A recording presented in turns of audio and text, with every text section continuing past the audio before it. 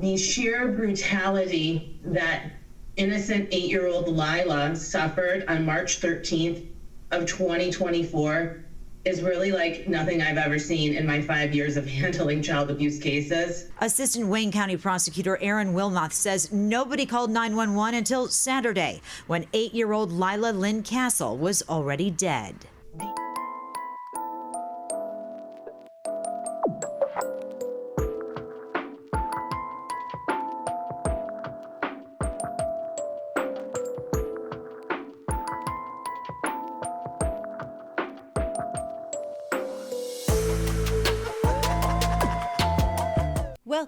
Welcome back. I'm Cassie, and this is A Wicked World.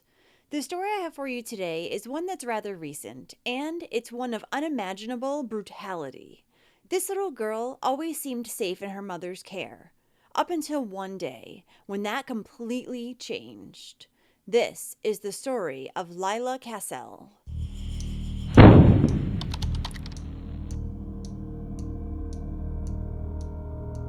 Lyla Cassel was born in Michigan on June 27, 2015, to her mother, Chelsea Duperon, and her father, Josh Cassel.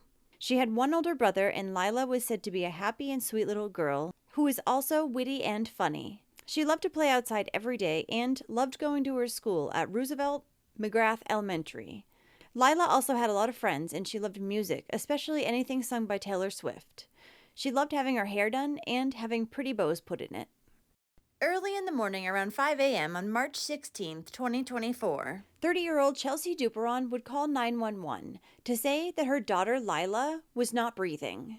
Police officers were then dispatched to the home that was located on Phyllis Street in Wayne, Michigan. There they found Lyla laying on her bedroom floor, unresponsive and not breathing. And it was also immediately clear to authorities that she had been viciously assaulted, as there was severe swelling and bruising to her head, neck, and face. Emergency responders transported Lyla to the hospital, even though it was clear that she was already long gone.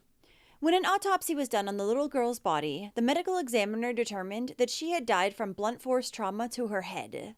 The massive amount of swelling that she actually had to her head and face had left Lyla unrecognizable. This massive blunt force trauma had led to her brain swelling, which then led to brain damage, and had ultimately killed her. Now, Lyla's mother, Chelsea, first told police that her daughter had just been fooling around near the stairs when she fell down them. It was only a terrible accident, she claimed. But it was clear from what the medical examiner had seen that a fall down the stairs would not have caused the injuries that Lyla had sustained. In addition, if she had fallen down the stairs, she would have had other injuries to other parts of her body consistent with a fall down the stairs. But not long after police started to question her, Chelsea's story began to change. The officer who had been interviewing Chelsea noticed that since they had been in the interrogation room, Chelsea had been trying to reposition her body. Now, at first, the officer didn't know why, but after a little while, he noticed that she had significant swelling and bruising to her right hand and arm that she was trying to keep hidden from him. At that point, the investigator asked her if her arm was normally bruised like that, to which Chelsea didn't respond. Then he asked her how she had hurt her arm, to which Chelsea replied, "I swear to God, this is not me. This sounds crazy, but there are bad spirits." She went on to say there was also a lady that had come out of nowhere in her home. Chelsea claimed that she had seen this mystery woman in her basement, and this was the woman who had actually attacked Lyla. Her story, however, would end up changing yet again when police told her that this was implausible. So Chelsea's next story was that the spirit or ghost that she had seen had actually led her to chase her daughter around the house, down the stairs, and then hit her. Chelsea claimed that when she had hit her daughter Lyla, she had actually been possessed by demons, and Lyla was acting crazy at the time. However, the mother claimed that she did not remember hitting her daughter. The only reason she knew that she had was because Lyla had told her afterwards.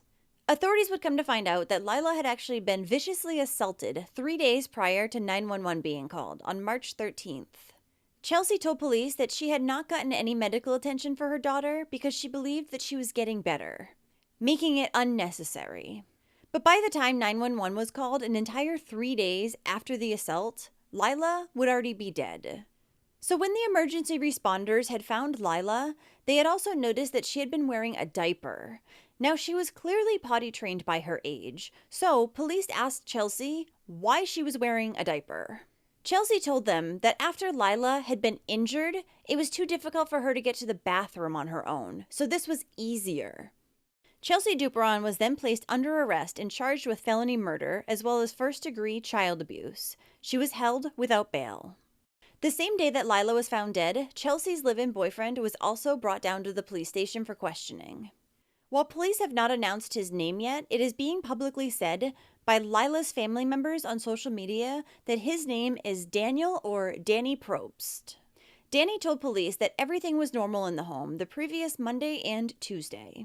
Then, he and Chelsea had had a fight late Tuesday night, though he didn't say what this fight was about. Chelsea's boyfriend then told the authorities that the following day he had come home from work around 3:30.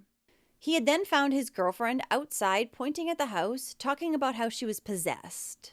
When Danny went inside the house, he found Lyla lying on the floor with lots of water all around her. He said that at that point, she was responsive and talking to him.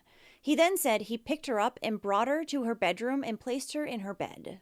He had noticed that she was clearly in distress, but since she wasn't his daughter, he said he didn't feel like he was responsible for getting her help or for calling the authorities to report the abuse. So instead, he just let it go and left it up to Chelsea. The next day, which was a Thursday, Danny said he spoke with the little girl and asked her what had happened the previous day. Lyla said that her mother, Chelsea, had been listening to music when suddenly she attacked her.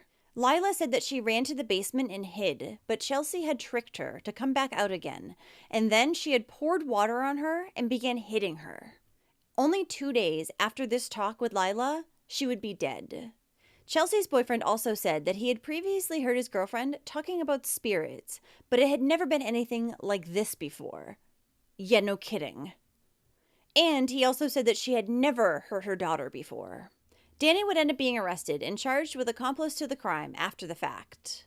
But he made bail and is free right now until he goes to trial. According to Lyla's family, he is also an eyewitness. So his charges won't be made public until after Chelsea is sentenced, as they are likely going to be using him against her during her trial. My guess is he'll end up getting a plea deal if that's the case. Investigators said that had either Chelsea or Danny called 911 on the day that Lyla had been injured, she could have been saved. But instead, they had just placed her into bed and left her to die, while Chelsea went out to buy Vaseline, diapers, heating pads, and alcohol for herself. Chelsea is also known to have a problem with alcohol, and her relatives believe that she may have been on drugs at the time of Lyla's murder. In addition, Chelsea in the past had been known to drive drunk with her daughter in the car. Lyla's family opened up a GoFundMe to help her grieving father Josh with all of the expenses he was now facing. But Chelsea and her family would begin telling people that he didn't deserve any help because he had abandoned his daughter by signing away his rights. They also claimed that Josh didn't pay his child support. However, this was all lies. In fact, Josh had always paid his child support and had only had his rights taken away after there had been unproven allegations made against him by Chelsea. These allegations, however, had never been investigated and Josh was never charged with anything. Yet, he lost custody of his daughter Lyla. Chelsea had also been keeping Lyla's family from seeing her for months prior to her murder. Lyla's paternal grandmother, who had not seen her granddaughter in 4 years, had to go down to the coroner's office to ID her little body after her mother, Chelsea, refused to do so for some reason.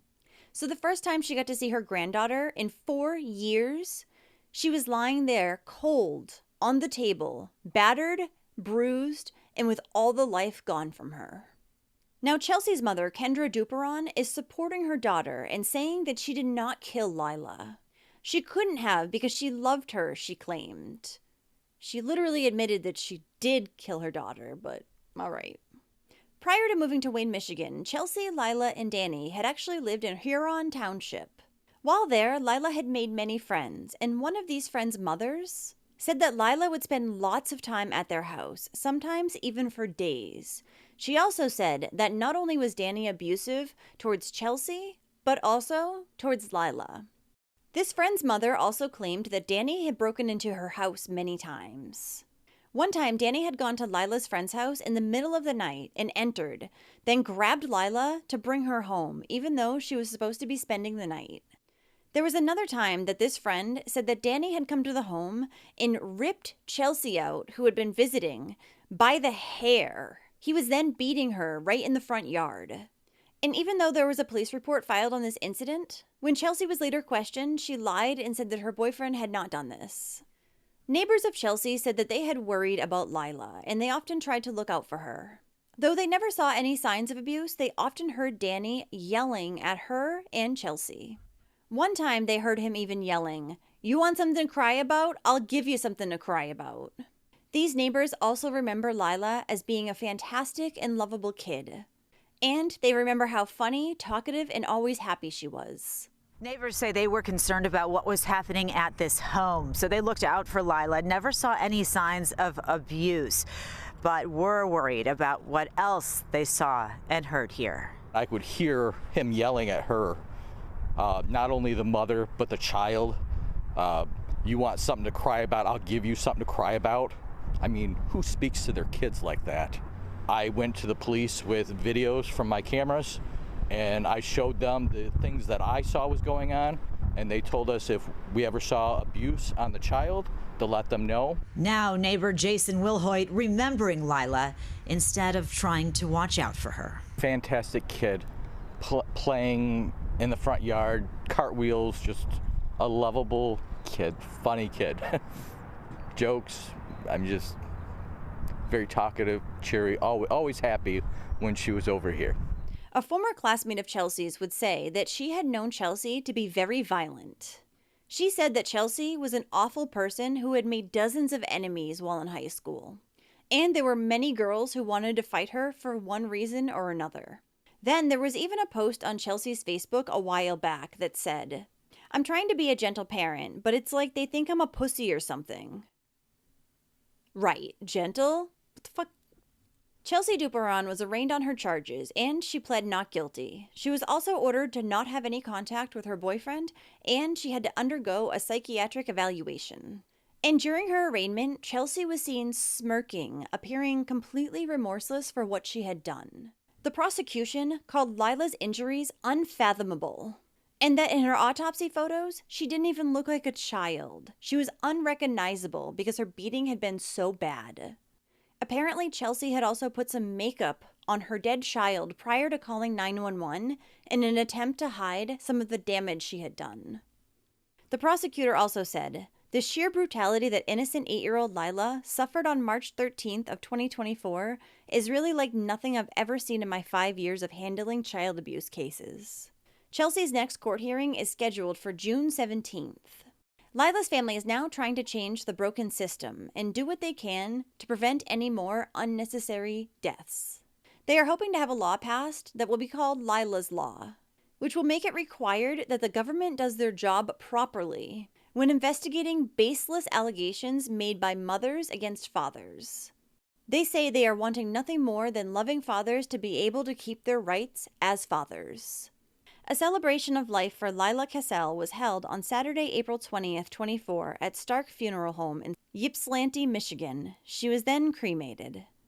Lyla's aunt Elizabeth Duperon said about her niece, 8 years old, she shines so bright.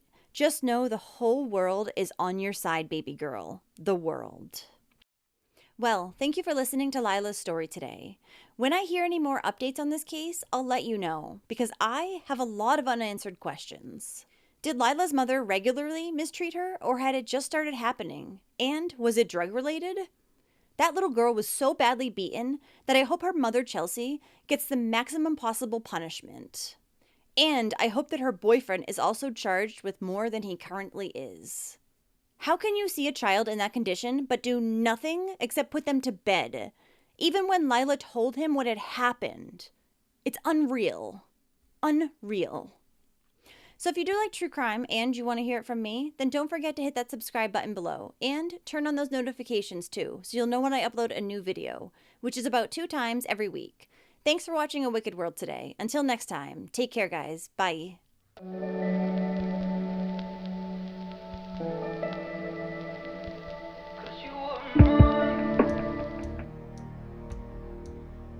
Thank you to all the patrons of A Wicked World. Now, there's even more of A Wicked World on Patreon. So check it out at patreon.com/awickedworld or use the Patreon app. You'll have access to exclusive videos each month and more. Any support truly helps to make sure the victims never get forgotten and to highlight the shortcomings of society associated with each case.